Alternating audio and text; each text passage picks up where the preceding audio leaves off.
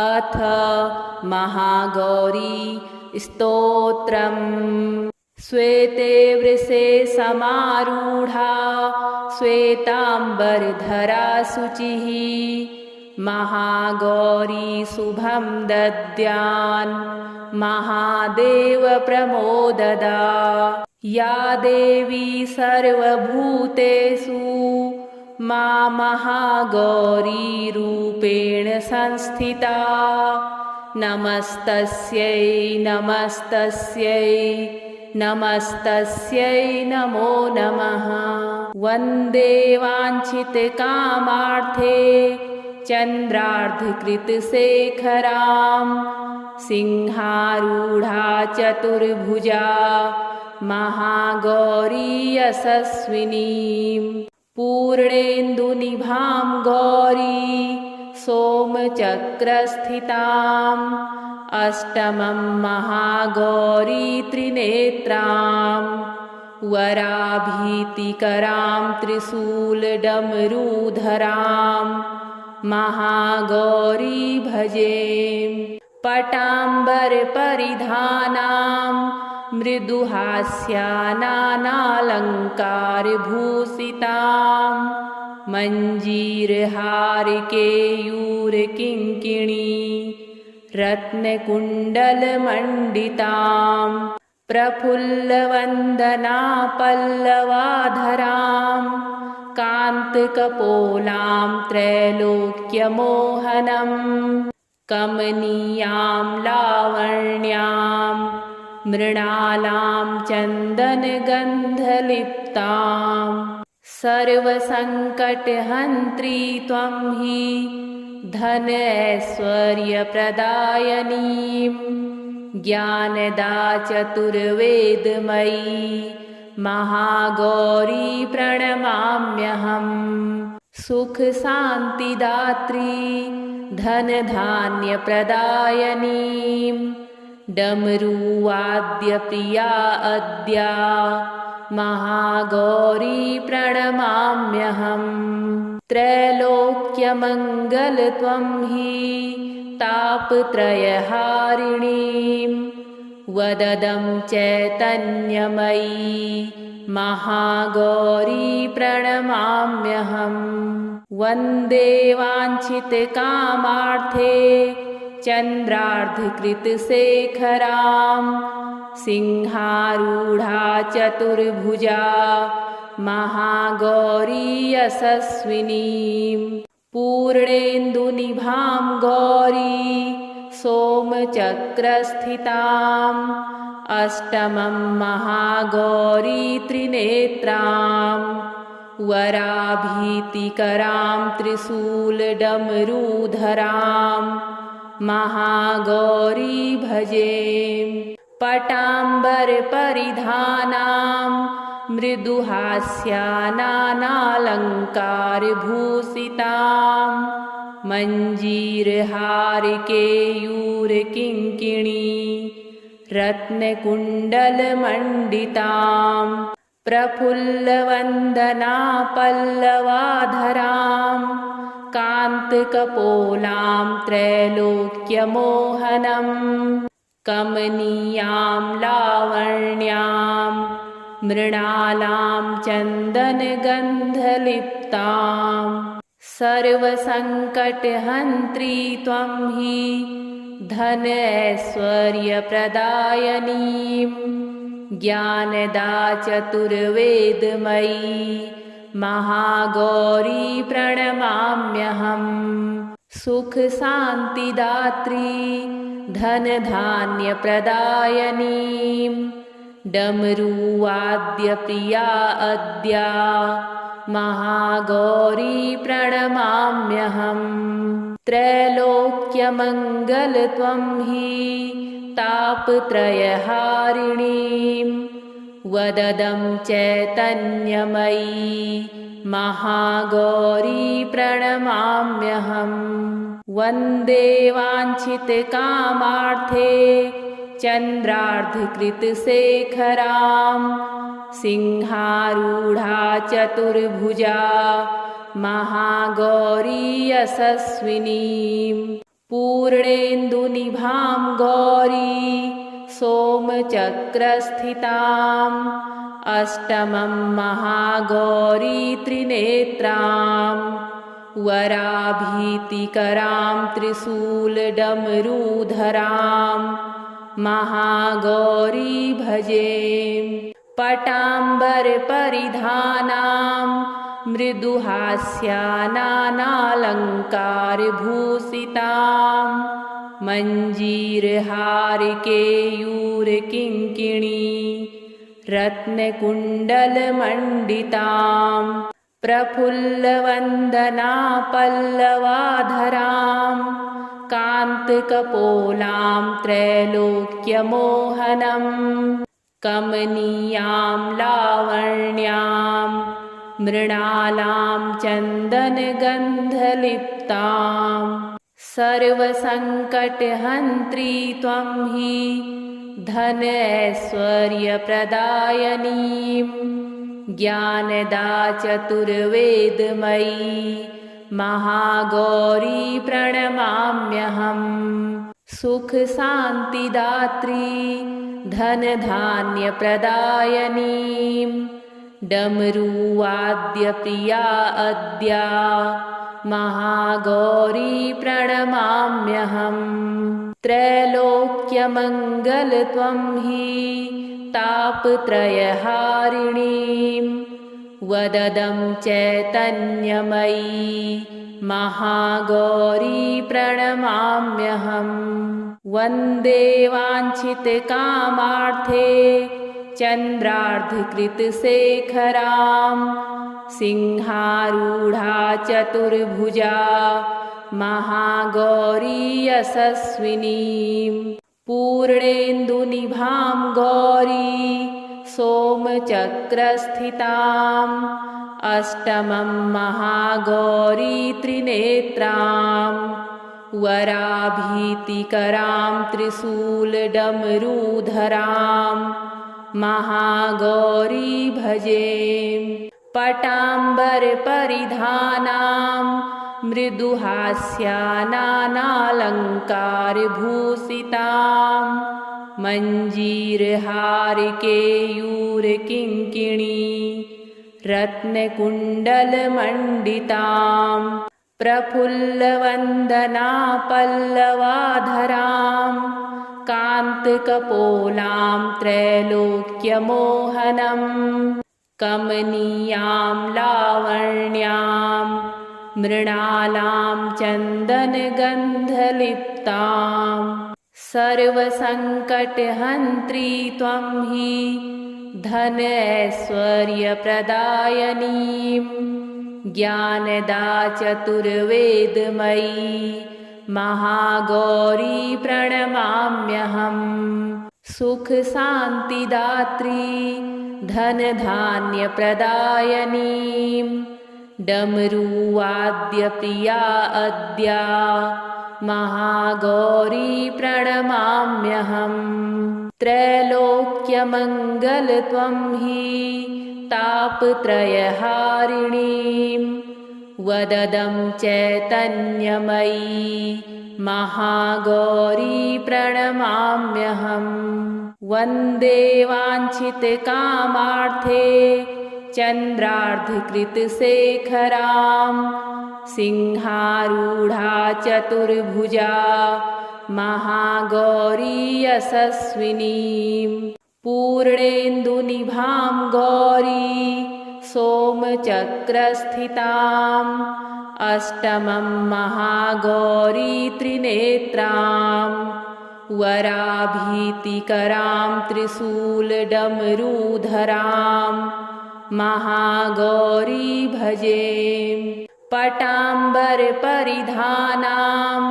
मृदुहास्यानालङ्कारभूषितां मञ्जीरहारकेयूरकिङ्किणी रत्नकुण्डलमण्डितां प्रफुल्लवन्दना पल्लवाधरां कान्तकपोलां त्रैलोक्यमोहनं कमनीयां लावण्यां मृणालां चन्दनगन्धलिप्तां सर्वसङ्कटहन्त्री त्वं हि धन ऐश्वर्यप्रदायिनीं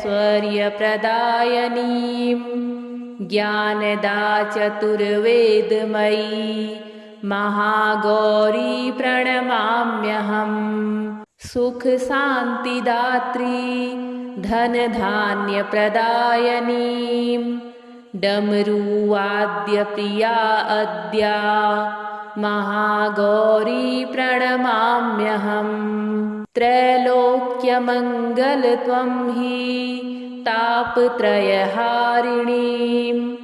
वददं चैतन्यमयी महागौरी प्रणमाम्यहम् वन्दे वाञ्छितकामार्थे चन्द्रार्धकृतशेखरां सिंहारूढा चतुर्भुजा महागौरी यशस्विनीं पूर्णेन्दुनिभां गौरी सोमचक्रस्थिताम् अष्टमं महागौरी त्रिनेत्रां वराभीतिकरां त्रिशूलडमरूधरां महागौरी भजे पटाम्बरपरिधानां मृदुहास्यानालङ्कारभूषितां मञ्जीरहारकेयूरकिङ्किणी रत्नकुण्डलमण्डितां प्रफुल्लवन्दनापल्लवाधरां कान्तकपोलां त्रैलोक्यमोहनं कमनीयां लावण्यां मृणालां चन्दनगन्धलिप्तां सर्वसङ्कटहन्त्री त्वं हि धन ऐश्वर्यप्रदायिनीं ज्ञानदा चतुर्वेदमयी महागौरी प्रणमाम्यहम् सुखशान्तिदात्री धनधान्यप्रदायिनीं डमरुवाद्यप्रिया अद्या महागौरी प्रणमाम्यहम् त्रैलोक्यमङ्गल त्वं हि तापत्रयहारिणीं वददं चैतन्यमयी महागौरी प्रणमाम्यहम् वन्दे वाञ्छितकामार्थे चन्द्रार्धकृतशेखरां सिंहारूढा चतुर्भुजा महागौरी यशस्विनीं पूर्णेन्दुनिभां गौरी सोमचक्रस्थिताम् अष्टमं महागौरी त्रिनेत्रां वराभीतिकरां त्रिशूलडमरूधरां महागौरी भजे पटाम्बरपरिधानां मृदुहास्यानालङ्कारभूषितां मञ्जीरहारकेयूरकिङ्किणी रत्नकुण्डलमण्डितां प्रफुल्लवन्दनापल्लवाधरां कान्तकपोलां त्रैलोक्यमोहनं कमनीयां लावण्यां मृणालां चन्दनगन्धलिप्तां सर्वसङ्कटहन्त्री त्वं हि धन ऐश्वर्यप्रदायिनीं ज्ञानदा चतुर्वेदमयी महागौरी प्रणमाम्यहम् सुखशान्तिदात्री धनधान्यप्रदायिनीं डमरुवाद्यप्रिया अद्या महागौरी प्रणमाम्यहम् त्रैलोक्यमङ्गल त्वं हि तापत्रयहारिणीं वददं चैतन्यमयी महागौरी प्रणमाम्यहम्। वन्दे वाञ्छितकामार्थे चन्द्रार्धकृतशेखरां सिंहारूढा चतुर्भुजा महागौरी यशस्विनीं पूर्णेन्दुनिभां गौरी सोमचक्रस्थिताम् अष्टमं महागौरी त्रिनेत्रां वराभीतिकरां त्रिशूलडमरूधरां महागौरी भजे पटाम्बरपरिधानां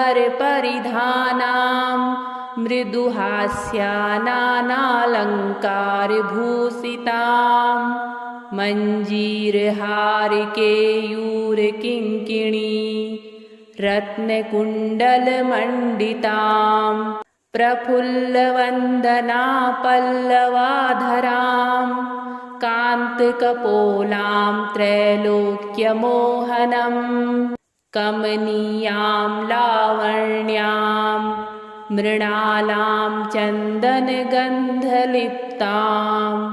सर्वसङ्कटहन्त्री त्वं हि धनैश्वर्यप्रदायिनीं ज्ञानदा चतुर्वेदमयी महागौरी प्रणमाम्यहम् सुखशान्तिदात्री धनधान्यप्रदायिनीं डमरुवाद्यप्रिया अद्या महागौरी प्रणमाम्यहम् त्रैलोक्यमङ्गलत्वं हि तापत्रयहारिणीं वददं चैतन्यमयी महागौरी प्रणमाम्यहम् वन्दे वाञ्छितकामार्थे चन्द्रार्धकृतशेखरां सिंहारूढा चतुर्भुजा महागौरी यशस्विनीं पूर्णेन्दुनिभां गौरी सोमचक्रस्थिताम् अष्टमं महागौरी त्रिनेत्रां वराभीतिकरां त्रिशूलडमरूधरां महागौरी भजे पटाम्बरपरिधानां